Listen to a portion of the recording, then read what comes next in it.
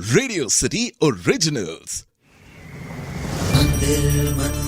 मंदिरों से हम सभी की आस्था जुड़ी होती है और इन्हीं मंदिरों से जुड़ा हुआ होता है एक इतिहास, एक कथा। इन मंदिरों से जुड़े हुए इतिहास और कथा को हम जानेंगे इस पॉडकास्ट सीरीज पर, जिसका नाम है मंदिर धरोहर भारत की।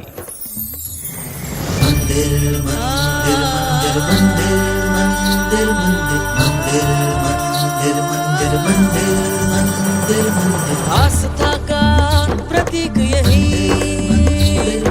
मन को शांति मिले यही, निराशा में आशा मिले यही, जगमाता और पिता मिले यही। मंदिर धरोहर भारत की, मंदिर धरोहर भारत की।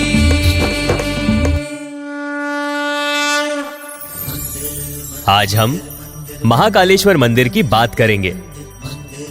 महाकालेश्वर एक हिंदू मंदिर है जो शिव जी को समर्पित है और ये मंदिर 12 ज्योतिर्लिंगों में से एक है, जिन्हें भोलेनाथ महादेव का सबसे पवित्र निवास स्थान माना जाता है।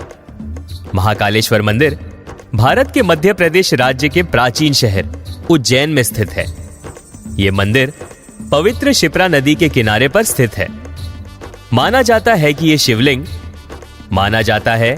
ये शिव जी का शिवलिंग स्वयंभू है, जो अन्य छवियों और लिंगों के विपरीत अपने भीतर से शक्ति की धाराएं निकालते हैं, जिन्हें अनुष्ठान पूर्वक स्थापित किया जाता है और मंत्र शक्ति के साथ निवेशित किया जाता है। मध्य प्रदेश में 2 ज्योतिर्लिंग है, एक महाकालेश्वर जो उज्जैन में है और दूसरा ओमकारेश्वर ज्योतिर्लिंग जो महाकालेश्वर ज्योतिर्लिंग से लगभग 140 किलोमीटर दक्षिण के खांडवा में स्थित है। शिव पुराण के अनुसार ब्रह्मा और विष्णु के बीच एक बार इस बात पर बहस हुई कि सृष्टि में सर्वोच्च कौन है। उनका परीक्षण करने हेतु महादेव शिव ने प्रकाश के एक अंतहीन स्तंभ ज्योतिर्लिंग के रूप में तीनों लोकों में छेद दिया। श्री हरि विष्णु और ब्रह्मदेव ने प्रकाश के अंत का पता लगाने के लिए स्तंभ के साथ क्रमशः नीचे और ऊपर की ओर यात्रा करने का निर्णय लिया। इस स्पर्धा में ब्रह्मदेव ने झूठ बोला कि उन्हें अंत मिल गया है, जबकि श्री हरि विष्णु ने अपनी हार स्वीकार कर ली। इसके उपरांत शिव जी प्रकाश के दूसरे स्तंभ के रूप में प्रकट हुए और ब्रह्मदेव को शाप दिया कि समारोह में उनका कोई स्थान नहीं होगा, जबकि श्री हरि विष्णु जी की अनंत काल तक पूजा की जाएगी।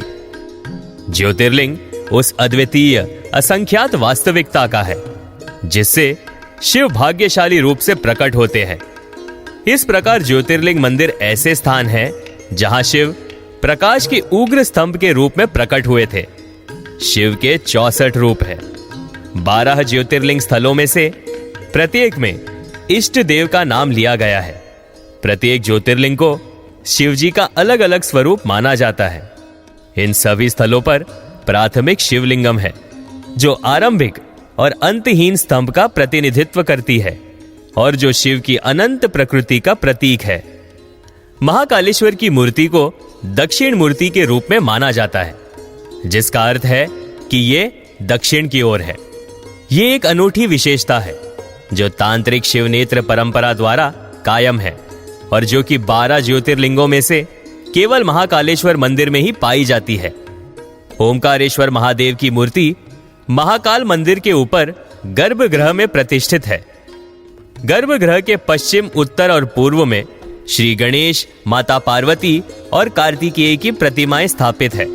दक्षिण में शिव के वाहन नंदी की प्रतिमा है। तीसरे मंजिल पर नागचंद्रेश्वर की मूर्ति केवल नाग पंचमी के दिन दर्शन के लिए खुली रहती है। मंदिर में 5 स्तर है, जिनमें से एक भूमिगत है। यह मंदिर एक झील के पास विशाल दीवारों से घिरे एक विशाल प्रांगण में स्थित है। मंदिर के शिखर को मूर्ति कला से सजाया गया है।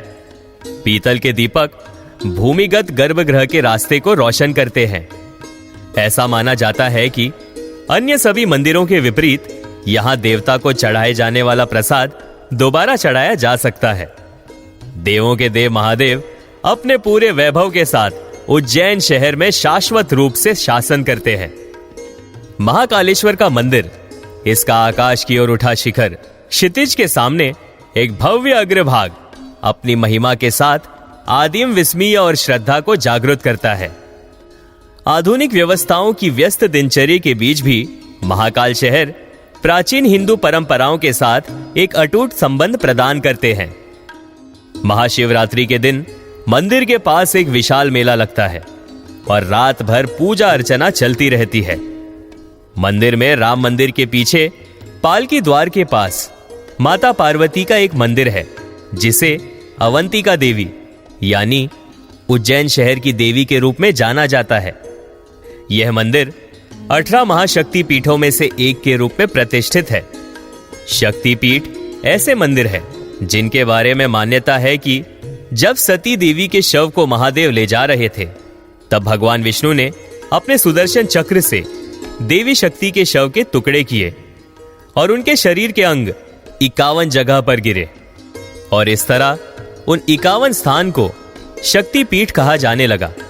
51 शक्ति पीठों में से प्रत्येक में माता शक्ति और काल भैरव के मंदिर है। कहा जाता है कि सती देवी का ऊपरी होंठ यहीं पर गिरा था और इस शक्ति को महाकाली कहा जाता है।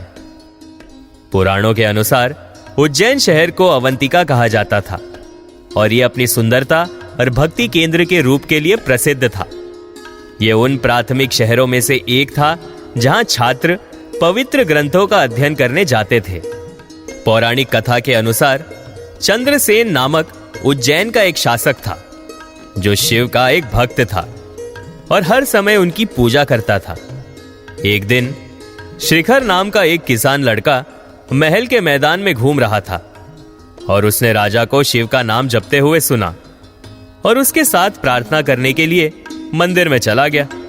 हालांकि सैनिकों ने उसे बलपूर्वक वहां से हटा दिया और शिप्रा नदी के पास शहर के बाहरी इलाके में भेज दिया। उज्जैन के प्रतिद्वंदियों, मुख्य रूप से राजा रिपुदमन और पड़ोसी राज्यों के राजा सिंहादित्य ने इसी समय के आसपास राज्य पर हमला करने और उसके खजाने पर कब्जा करने का फैसला किया। यह सुनकर शिखर ने प्रार्थना करना शुरू कर दिया और यह खबर वृद्धि नामक पुजारी तक फैल गई और अपने बेटों से सूचना प्राप्त करने के उपरांत शिप्रा नदी पर भोलेनाथ से प्रार्थना करना शुरू कर दिया। राजाओं ने शक्तिशाली राक्षस दूषण की मदद से आक्रमण किया और सफल रहे। राक्षस दूषण को ब्रह्मदेव द्वारा अदृश्य होने का वरदान प्राप्त था। उन्होंने शहर को लूट लिया और सभी शिव भक्तों पर हमला किया। अपने असहाय भक्तों की प्रार्थना सुनकर महादेव शिव अपने महाकाल रूप में प्रकट हुए और राजा चंद्रसेन के दुश्मनों को नष्ट कर दिया।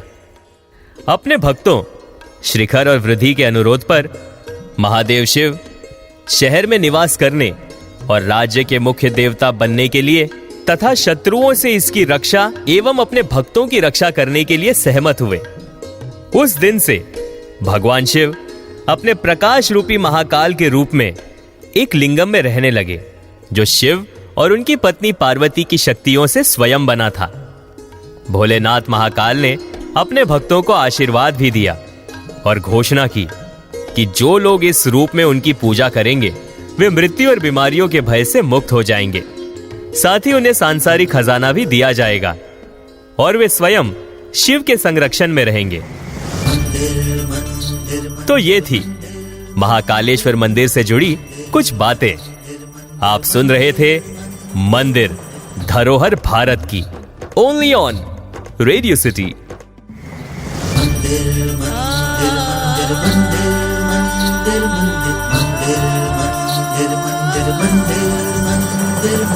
आस्था का प्रतीक यही